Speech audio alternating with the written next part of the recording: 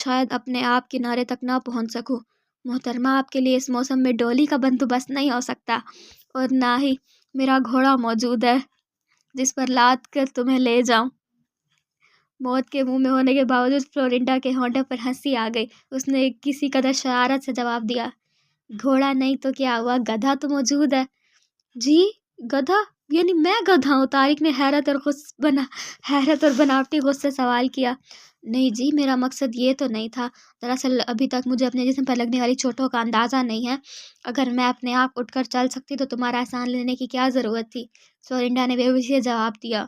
ہوں، طارق نے اس ہوں کو ذرا لمبا کرتے ہوئے کہا۔ تم نے ٹھیک ہی کہا تھا، تمہیں لاد کر لے جانے کے لیے گدھے کی ضرورت ہے، اور وہ گدھا۔ طارق نے رک کر فلورینڈا کی آنکھوں میں اس طرح جھانکا کہ ایک نکری قہقہ اس کے ہونٹوں سے پھوٹ پڑا۔ اس نے کہا، نہیں، تم گدھے تھوڑی ہو، تم تو انسان ہو، بہادر اور عظیم انسان۔ طارق نے بات کاٹ